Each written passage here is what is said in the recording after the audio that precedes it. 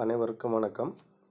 இப்போ நம்ம பார்க்கக்கூடிய தலைப்பு டிப்ளமோ இன்ஜினியரிங் ஃபிசிக்ஸ் 2 யூனிட் 4.2ல் இருக்கக்கூடிய மின்னோட்டத்தின் வெப்ப விளைவு எஃபெக்ட்ஸ் ஆஃப் எலக்ட்ரிக் கரண்ட்.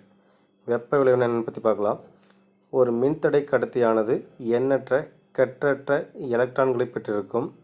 இந்த கடத்தியானது ஒரு மின்கலத்தின் மின் விசைக்கு உட்படும் பொழுது எலக்ட்ரான்கள் கடத்தியினுள் இயக்கம் பெறுகின்றன.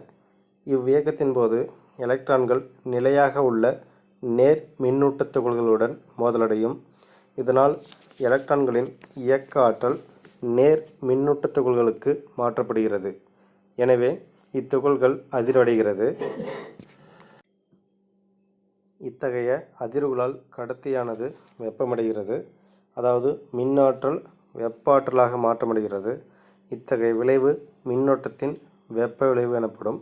இவ்விளைவு மின்விளக்கு, மின் சுடேற்றிகள், மின்னடுப்பு, மின் உலை, மூழ்கும் கம்பிச்சுருள், வெந்நீர் கொதிகலன், மின்சலவை பெட்டி போன்ற மின்கருவிகளுக்கு அடிப்படையாக அமைகிறது. ஒரு கடத்தியின் வழியே மின்னோட்டம் பாயும்போது உருவாகும் வெப்பம் மின்னோட்டத்தின் இருமடிக்கு நேர்விகிதத்திலும் கடத்தியின் மின்தடைக்கு நேர்விகிதத்திலும் மின்னோட்டம் பாயும் காலத்திற்கு நேர்விகிதத்திலும் இருக்கும். H சமம் I² R × T. I என்பது கடத்தியின் வழியே செல்லக்கூடிய மின்னோட்டத்தை குறிக்குது. R என்பது கடத்தியின் மின்தடைக்கான மதிப்பு குறிக்குது. T என்பது கடத்தியின் வழியே செல்லக்கூடிய மின்னோட்டத்திற்கான கால அளவு குறிக்குது. அப்போ R என்ற ஒரு மின்தடை வழியாக I என்ற ஒரு மின்னோட்டம் நம்ம செல்லும் பொழுது எவ்வளோ காலம்னு பார்த்திங்கன்னா T என்ற கால அளவு செல்லும் பொழுது அப்பொருள் ஏற்றுக்கொள்ளக்கூடிய வெப்ப அளவு எவ்வளோன்னு பார்த்திங்கன்னா H = I² R × T என்ற சமன்பாட்டை பெறும். இதுதான் மின்னோட்டத்தின் வெப்ப விளைவுக்கான ஜூல் விதி. State the Joule's law of heating. The heat development H in a conductor by the flow of the current is directly proportional to square of the current, second resistance of the conductor, third time of flow of current. Therefore H is equal to I² R × T. மின்னோட்டத்தின் வெப்ப விளைவுகள் மூலம் joule கலோரிமானியை பயன்படுத்தி திரவத்தின் வெப்ப எண் காணும் சோதனையை பற்றி பார்க்க போகிறோம். Determination of specific heat capacity of a liquid using Joule's calorimeter. இப்போ ஜூல்ஸ் கலோரிமீட்டருக்கான அமைப்பு வந்து படத்தில் காட்டப்பட்டுள்ளது. இதில் என்னென்ன அமைப்பு இருக்குதுன்னு பார்த்தீங்கன்னா battery, key, rheostat, ammeter, voltmeter மற்றும் கலோரிமீட்டருக்கான அமைப்பு. இப்போ இந்த ஜூல் கலோரிமணியானது ஒரு மரப்பெட்டிக்குள் வைக்கப்பட்ட ஒரு தாமிர கலோரிமனை கொண்டுள்ளது. இதில் வெப்ப கதிர்வீச்சால் இழப்பு ஏற்படுவதை தடுக்க மரப்பெட்டிக்குள் பஞ்சு அல்லது கம்பளி வைக்கப்பட்டிருக்கும். கலோரிமானியில் ஒரு கம்பிச்சுருளும் ஒரு கலக்கியும் பொருத்தப்பட்டிருக்கும். கம்பிச்சுருளுடன் ஒரு மின்கலம், சாவி, மின்தடை மாற்றி மற்றும் அம்மீட்டர் ஆகியவை தொடராகவும் ஒரு வோல்ட்மீட்டர் இணையாகவும் படத்தில் காட்டியபடி இணைக்கப்பட வேண்டும். முதலில் கலக்கியுடன் காலி கலோரிமானியின் நிறையை காண வேண்டும். இப்போ இதில் இருக்கக்கூடிய மொத்த காலியாக இருக்கக்கூடிய கலோரிமானியை மட்டும் நம்ம எடுத்து வெயிட் போடுறோங்க. அதுக்கான வெயிட் என்னென்னு பார்த்திங்கன்னா கேபிட்டல் M1. அடுத்து கலோரிமானியில் 3/2 பங்கு திரவத்தை எடுத்து அதன் நிறையை காண வேண்டும். இதுக்கான நிறை M2 என கொள்வோம். கலோரிமானியை மரப்பெட்டியில் வைத்து கம்பிச்சுருள் திரவத்தில் மூழ்குமாறு அமைக்க வேண்டும். இந்த மாதிரி அமைச்ச பிறகு இந்த மின்சுற்றுக்கான சாவியின் தொடர்பை இணைத்து மின்னோட்டத்தை செலுத்த வேண்டும். மின்தடை மாற்றியை சரி செய்து I ஆம்பியர் மின்னோட்டத்தில் நிலைநிறுத்தவும். பிறகு மின்னோட்டத்தை நிறுத்திவிட்டு திரவத்தை நன்றாக கலக்கி அதன் ஆரம்ப வெப்பநிலை T1ஐ குறித்து கொள்ள வேண்டும். அடுத்து மின்னோட்டம் செலுத்த சாவியின் தொடர்பை இணைக்கும் அதே நேரத்தில் ஒரு நிறுத்து கடிகாரத்தை ஓடவிட வேண்டும். அம்மீட்டர் அளவு I மற்றும் வோல்ட்மீட்டர் அளவு V ஆகியவற்றை குறித்து கொள்ள வேண்டும். இடையிடையே திரவத்தை கலக்கி கொண்டு அதன் வெப்பநிலை 5 டிகிரி செல்சியஸ் உயரம் வரை மின்னோட்டத்தை செலுத்த வேண்டும். பிறகு நிறுத்து கடிகாரத்தில் மின்னோட்டம் செலுத்தப்படுவதற்கான நேரத்தையும் T மற்றும் அதன் இறுதி வெப்பநிலை T2வையும் குறித்து கொள்ள வேண்டும். கலோரிமானியின் உலோகத்தின் வெப்ப எண் s எனவும் மற்றும் திரவத்தின் வெப்ப எண் S எனவும் கொள்வோம். இங்கு கம்பிச்சுருளில் வெளிப்பட்ட வெப்பம் சமம் கலோரிமானி ஏற்ற வெப்பம் ப்ளஸ் திரவம் ஏற்ற வெப்பம். இப்போ கலோரிமானி ஏற்ற வெப்பமோ திரவம் ஏற்ற வெப்பமோ ரெண்டும் சேர்ந்தது தான் கம்பிச்சுருளில் ஏற்பட்டக்கூடிய வெப்பம். அப்போ கம்பிச்சுருளில் வெளிப்பட்ட வெப்பம்க்கான மதிப்பு என்னென்னு பார்த்தீங்கன்னா VIT. அப்போ அதே மாதிரி கலோரிமானி ஏற்ற வெப்பம் M1 S × θ2 - θ1. அதே திரவம் ஏற்ற வெப்பம் M2 - M1 S × T2 - T1. இப்போ இதுக்கான மதிப்பை நம்ம சப்ஸ்டிட் பண்ணி கால்குலேட் பண்ணி பார்த்தோம்னா திரவத்தின் வெப்ப எண் அதாவது ஸ்பெசிஃபிக் ஹீட்டுக்கான வேல்யூ லிக்விடுக்கான வேல்யூ Sக்கான மதிப்பு என்னென்னு கிடைக்கும் பார்த்தீங்கன்னா VIT/M2 - M1 × T2 - T1 M1 s/M2 - M1 என்ற மதிப்பு தான் திரவத்தின் வெப்ப எண்ணுக்கான மதிப்பு நமக்கு கிடைக்கும், சமன்பாடாக நமக்கு கிடைக்கும். இப்போ இந்த சமன்பாட்டை பயன்படுத்தி திரவத்தின் வெப்ப எண்ணுக்கான மதிப்பை நம்ம ஈஸியாக கண்டுபிடிச்சிடலாம். இப்போ இந்த அமைப்பில் ஒரு மின்னோட்டத்தை நம்ம மின்கலத்தின் மூலமா மின்னோட்டத்துக்கான இணைப்பு நம்ம அப்ளை பண்ணோம்னா அப்ளை பண்ணும்போது அம்மீட்டர் மற்றும் வோல்ட்மீட்டருக்கான மதிப்பு நம்ம குறிச்சிக்கிறோங்க. அம்மீட்டருக்கான மதிப்பு வந்து ஐன்னையும் வோல்ட்மீட்டருக்கான மதிப்பையும் நம்ம குறிச்சிக்கிட்டு இப்போ ஃபஸ்ட்டு அந்த எம்டி கிலோமீட்டருக்கான வெயிட்டை மட்டும் நம்ம கண்டுபிடிக்கிறோங்க. அது வந்து M1 அப்படின்னு சொல்கிறோங்க. அதே மாதிரி அந்த கலோரிமீட்டரில் 1/3 தண்ணி ஊற்றி அதுக்கான வெயிட் நம்ம ஒரு ஃபிசிக்கல் பேலன்ஸ் மூலமா நம்ம பார்த்தோம்னா அதுக்கான வெயிட் வந்து M2. இப்போ M2லேருந்து M1 கழிச்சோம்னா அந்த கலோரிமீட்டரில் இருக்கக்கூடிய தண்ணிக்கான நிறைக்கான மதிப்பு நம்ம கண்டுபிடிக்கலாம். அதான் வந்து M.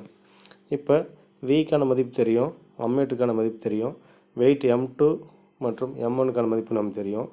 அடுத்தது இந்த Tன்றது என்னென்னு பார்த்தீங்கன்னா எவ்வளவு நேரம் அந்த கலோரிமீட்டரில் இருக்கக்கூடிய திரவத்துக்கான மின்னோட்டத்தை நம்ம செலுத்துகிறோமோ அதுக்கான டைமிங் தான் நமக்கு T. அப்போ எவ்வளோ நேரம் செலுத்தணும்னு பார்த்தீங்கன்னா ஒரு தெர்மோமீட்டர் எடுத்து நம்ம அந்த கலோரிமீட்டரில் வைக்கும்போது அதுக்கான இனிஷியல் வெப்பநிலை அதாவது தொடக்க வெப்பநிலை மதிப்பு வந்து T1 அப்படின்னு எடுத்துக்கிறேங்க. அது தோராயமாக ஒரு மதிப்பு இருக்கும். இப்போ தோராயமாக 25 டிகிரி செல்சியஸ்னால் அப்போ T1க்கான மதிப்பு வந்து 25 டிகிரி செல்சியஸ்னு எடுத்து எழுதிக்கலாம்.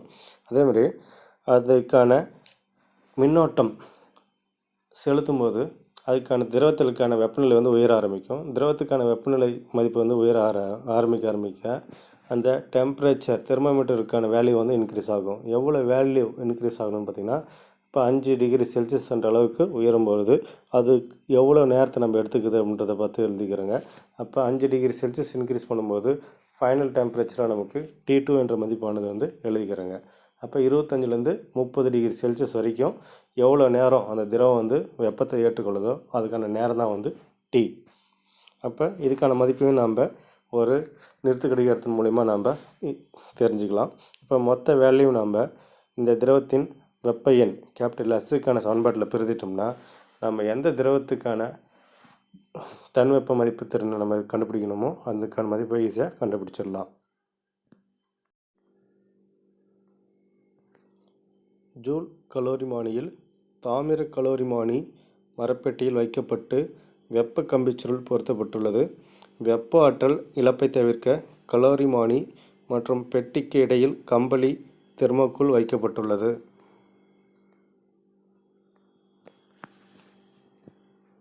ஜூல் கலோரிமானியின் வெப்ப கம்பிச்சுருளை தொடர் இணைப்பில் மின்கலன், சாவி, மின்தடை மாற்றி மற்றும் அம்மீட்டர் ஆகியவற்றையும் கம்பிச்சுருளுக்கு இணையாக வோல்ட்மீட்டர் ஒன்றையும் இணைக்க வேண்டும்.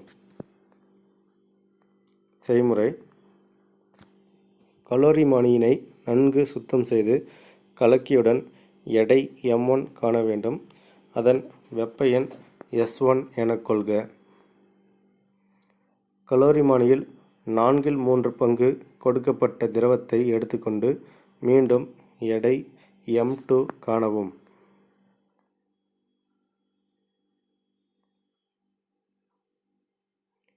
இப்போது கலோரிமானியை மரப்பெட்டிக்குள் வெப்ப கம்பிச்சுருள் நன்கு மூழ்கி இருக்குமாறு வைத்து மின்சுற்றை ஏற்படுத்த 1 ஆம்பியர் மின்னோட்டம் பாயுமாறு செய்ய வேண்டும். மின்னோட்டத்தை நிறுத்தி திரவத்தின் ஆரம்ப வெப்பநிலை T1 காண வேண்டும்.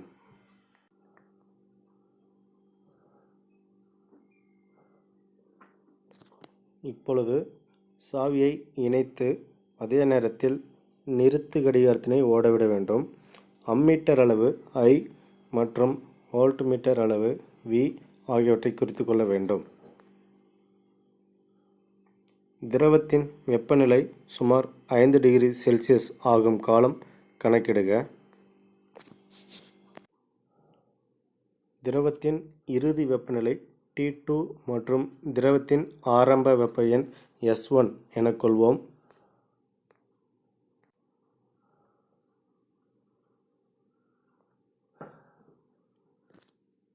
கம்பிச்சுருளில் உருவான வெப்பம் VIT.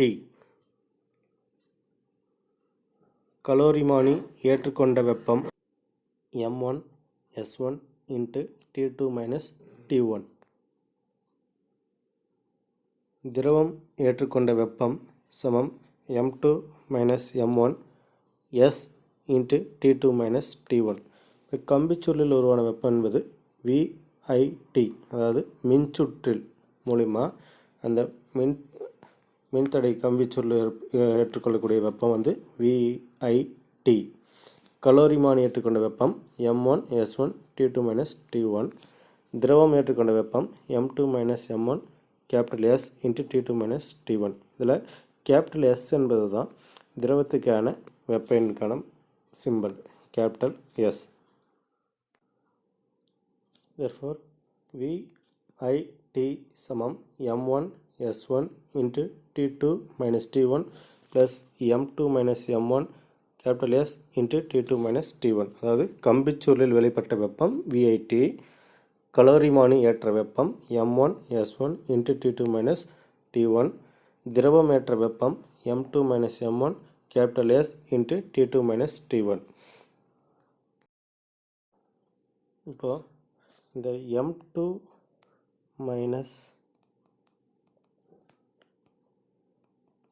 M1 S × T2 - T1 அப்படி வச்சுக்கிறோங்க. இப்போ இந்த VIT என்ற மதிப்பு இந்த பக்கம் வச்சுட்டு இது இந்த சைடு வரும்போது -M1 S1 × T2 - T1 அப்படின்னு எழுதலாம். இப்போ இந்த S என்ற மதிப்பு மட்டும் அப்படியே வச்சுக்கிறோங்க. மீதி இருக்கிற மதிப்பு வந்து ரைட் சைடில் எடுத்துகிட்டு வந்து எழுதணும்னா VIT by M2 - M1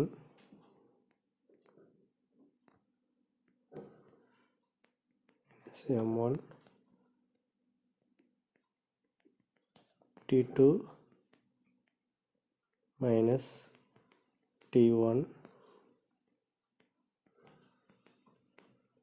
minus M1 S1 × T2 - T1 by M2 - M1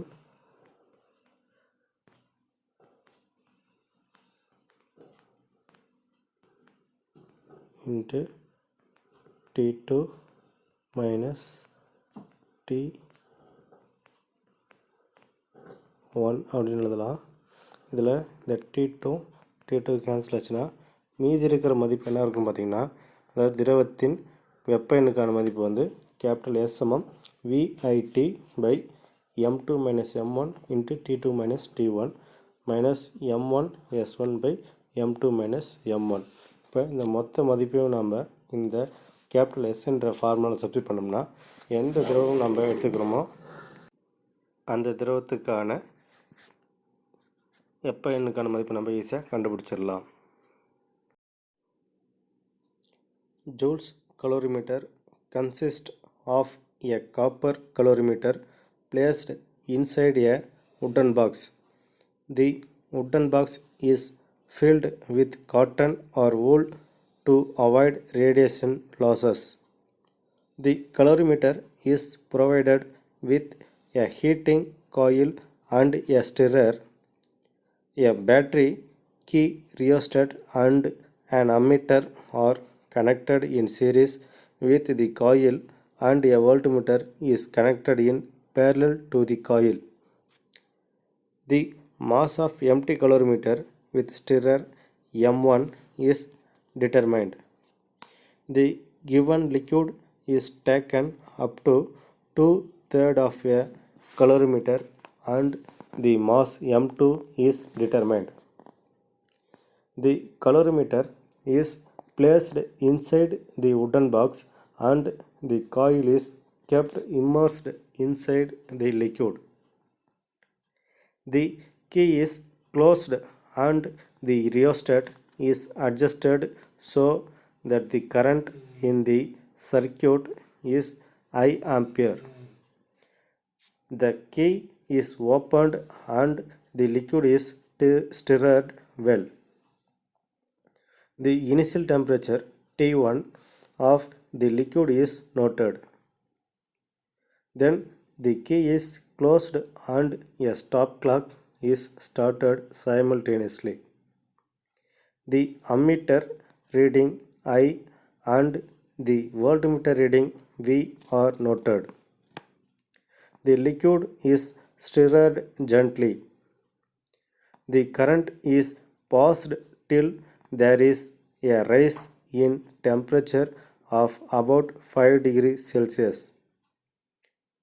The time of flow of current T seconds and the final temperature T2 are noted.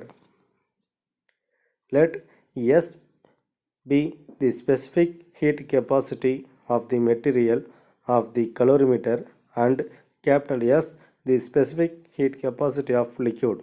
Here heat developed equal heat gained by the calorimeter plus heat gained by liquid. The heat developed in the coil equal VIT. Heat gained by the calorimeter equal M1 small s into T2 minus T1. Heat gained by the liquid equal M2 minus M1 capital S into T2 minus T1.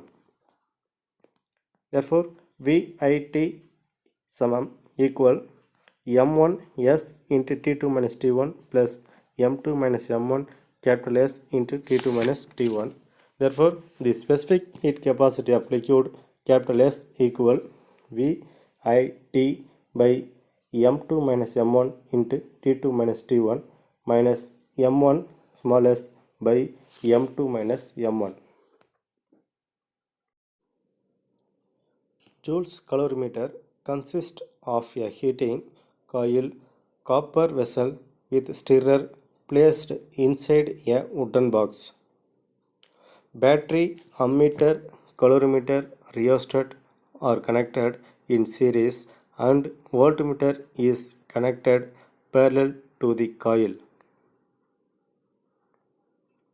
Mass of empty calorimeter with stirrer M1 is determined.